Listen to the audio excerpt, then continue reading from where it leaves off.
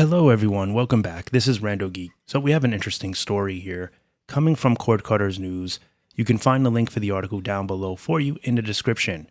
What we're going to be talking about is, according to this article, it's going to get a lot easier for millions of Americans to cut the cord and get access to higher speed internet thanks to this new rule that was just passed by the FCC. So let's dive into the article here. Last week, they're saying the FCC approved raising the national internet speed benchmark to 100 megabytes per second for download and 20 megabytes per second for upload speeds. Of course, this would be a significant increase compared to the current standard, which is 25 megabytes per second down and 3 megabytes per second up. The FCC ruled that the 5G services can be considered high speed if they offer 35 megabytes per second down and 3 megabytes per second up. So they're saying this move, of course, would help millions of Americans cut the cord. Currently, they're saying many Americans who only have 25 megabytes per second down or less, of course, struggle with cord cutting. They're saying you would need about 20 megabytes per second down to watch one 4K stream on Netflix, and then you would need 4 times that amount to watch 4 4K streams at once. Maybe even more, maybe as much as 100 megabytes per second for most services, they're saying. The FCC will be helping millions of Americans cut the internet cord as it helps fund this speed increase.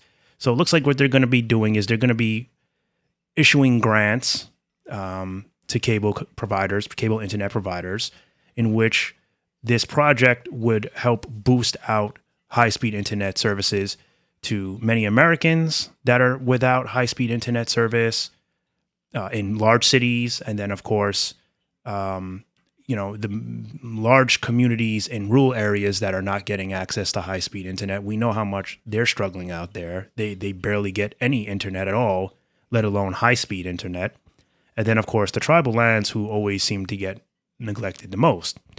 So they're saying with this update, the FCC declared that 45 million Americans still do not have access to high-speed internet through fixed lines like cable or fiber, or even wireless providers like 5G home internet. Of course, these grants will financially help internet providers bring high-speed internet, especially to rural areas, they're saying.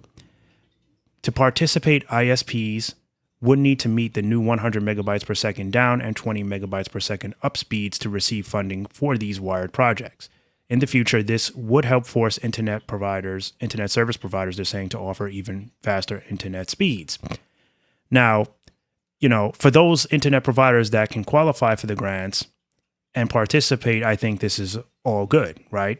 They'll have the funding to offer high speeds, and we'll see the results of many Americans getting access to that higher internet service that they need, right? To live their lives and do the things that they want to do with their internet service, right? So that's all good. But the downside here is, what about the companies that are not able to participate in the grants? Maybe they miss out for whatever reason. If you force them to offer higher speeds, you're going to raise their prices because they're going to have to, So I think the FCC needs to tread lightly on this because it could have a negative effect for the American people that use the service. So let's say there's smaller internet service providers that don't qualify for the grant right now for whatever reason, but there's a town of people or, a large community of people that use that service from that company.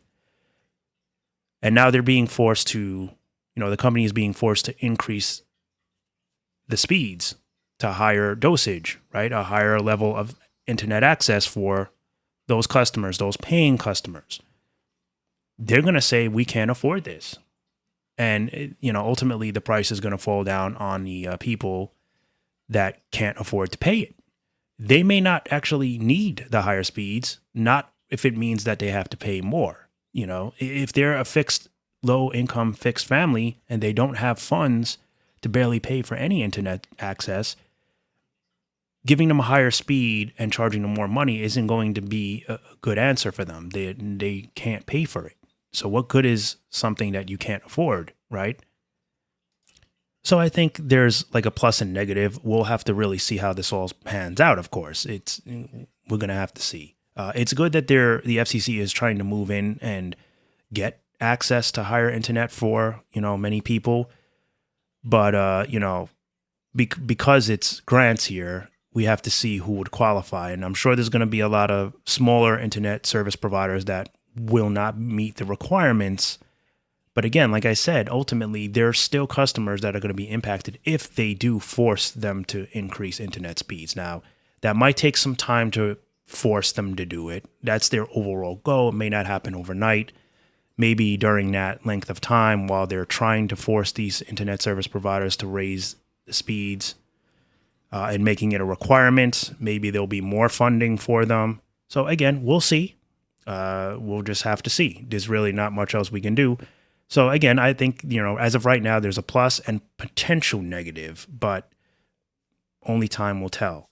They are saying that according to the FCC report, there's a breakdown of the current situation of high-speed internet service in the United States. They're saying fixed terrestrial broadband service, excluding satellite, has not been physically deployed to approximately 24 million Americans, including almost 28% of Americans in rural areas and more than 23% of people living in tribal lands. 5G, mobile 5G-NR coverage has not been physically deployed at minimum speeds of the 35 megabytes down and 3 megabytes per second up to roughly 9% of all Americans. And then they're saying to almost 36% of Americans in rural areas and to more than 20% of people living in tribal lands. They're saying 45 million Americans lack access to both 100 megabytes down and 20 megabytes per second up with fixed wireless service, and 35 megabytes down and 3 megabytes per second on the up with mobile 5G NR service. And then, of course, based on the new 1 gigabytes per second, 1,000 students and staff short-term benchmark for schools and classrooms, they're saying 74% of school districts meet this goal. All right, so that's it for our update here. I'm going to close it out with basically what I said. I think this is kind of cool. I think, getting the access out there to the many people that need it is good, getting them that high-speed internet access. But we're going to have to see how many internet service providers qualify for it, because there's going to be mixed feelings. Ultimately, forcing these companies to raise their hand, it will fall on the consumer, causing price increases. So hopefully that doesn't happen. Hopefully there's enough funding for everyone to, take part of this and no one is left with a hefty bill. No consumer is left with a heavy bill. But I don't think that would happen right away. It's just a potential problem. But I think ultimately it might get resolved before it gets to that level. But we'll see. Any more updates regarding this, we'll certainly let you know here. As always, thank you so much for stopping by and watching, and I'll catch you in the next one. Bye for now.